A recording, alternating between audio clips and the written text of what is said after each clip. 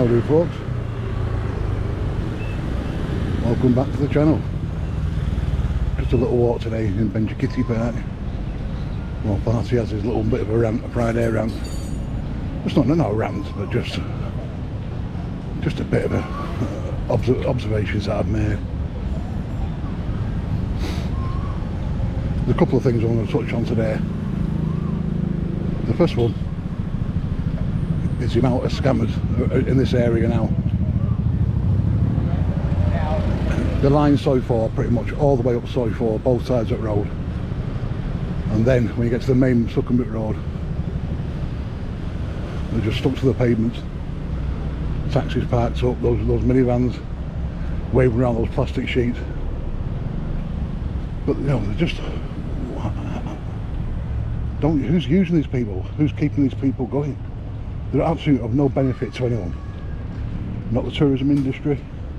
Only people that are out for is themselves, the scammers. You know, when will people get that through? The thickheads. The golden rule of using public transport in Bangkok: if it's not moving, don't fucking get in it. It's that easy. Truly it is. It's that simple, folks. It really is that simple. If it's parked up by the side of the road, he's a lazy bastard scammer. So just tell him to get fucked, you know. Keep walking. Smile, be polite, and just keep walking. That's all you can do. Just don't perpetuate these fuckers, because today I just had a little walk up to Soy 5, from Soy 4 to Soy 5. Just went to the dentist, and they're just lining the street, you know. They're just all along what used to call Ladyboy Alley, you know, from the crossing up to Soy 5. They just cluster along there, absolutely fucking loads of them. I'm just like, and there's people there talking to them. I'm like, haven't you guys got the memo? And there's one guy there talking away, trying to use pigeon Thai with him. I said, that's not helping in the slightest, mate. Really, it's not going to fucking help you in the slightest. If you've got pigeon Thai, mate, you should have more smarts than that, you prick. And that's what I said. I felt like saying that to him, you know. And he's trying to, he stood there like, oh, I'm not a package tourist with the rest of them. I sort my own tours out. That's what he was trying to give off. That was the impression he was trying to give off. But it was just, you know, I thought, good for you, mate, you know, because wherever you go, you ain't going to get there. Wherever you want to go, you ain't going to get there. And if you do get there, you're going to be paying 5 times the price, and then probably stop at about 6 or 7 leather shops on way back, and be crammed into a minivan with about 10 fucking strangers, you know, just not know.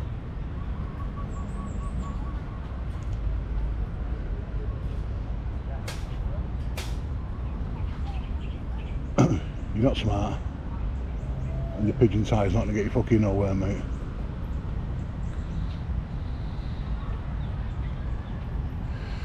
Just look at this one Bangkok, it's really taking shape now. It really is taking shape, this one Bangkok thing. I'm not sure which one. I assume it's the one they're still building. It's going to be the huge skyscraper on the end.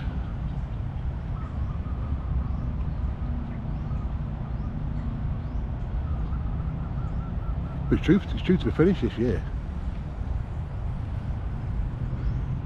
And my second little moan is 7-Elevens. What are fucking people doing there? You know, everyone. I just had a few bits and pieces to buy yesterday. I think I must have gone in about 3 or 4. Every single one's rammed with Africans or Indians, just stood around there, you know, just standing around, slack-jawed. Like, fucking just get what you want and piss off out of it, for fuck's sake. You know, it's a pain in the ass, especially if you've got like a day pack on down those narrow little aisles, especially with a big unit like myself. I'm glad to see that someone now got designated food counters, so there's one area especially for sorting food out, which is a good idea. Someone needs a pat on the back for that idea, really do.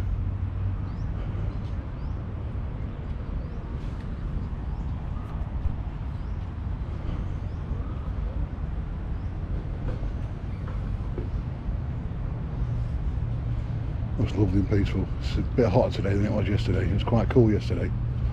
That seems to have buggered off. And the humidity and the heat's returned overnight. And my final bit of a mourn is people walking, pedestrians. Especially Asians, because Asians don't walk, don't use, you know, even at home. It's not part of their culture to walk anywhere. So they make for shit pedestrians. But we Westerners aren't without our faults. I mean, I was just walking down today, down that pavement, on the main Sukhumvit road. I was walking behind this guy, and he's stopping just to look in every single frigging shop window. One of them Boots, for God's sake. It's a chemist, I mean, how thrilling can a Boots window be? I suppose if you're into your pharmacies, it's wondrous, but I'm just like, just keep fucking walking, mate, for fuck's sake. Stop stopping and starting all the time. It's 95 degrees. I want to get home. You know, I want to get some breakfast. I want to get home, get some food, get home, get to the pool. Because I didn't have a beer yesterday, so I'm having a beer today. Yeah, good old Friday in Bangkok. Yeah, special day. Fridays would be the day when I used to come up from Chancery.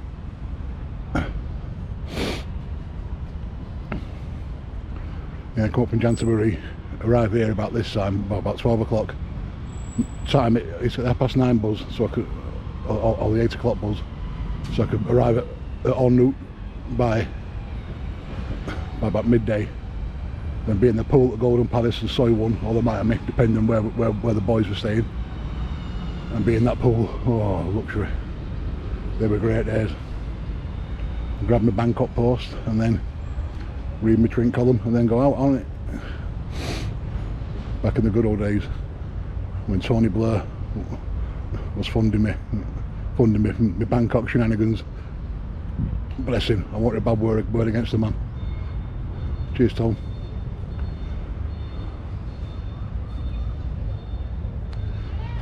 Yeah, I could still get my student loan because I was doing a year's foreign study as part of my degree. Yeah.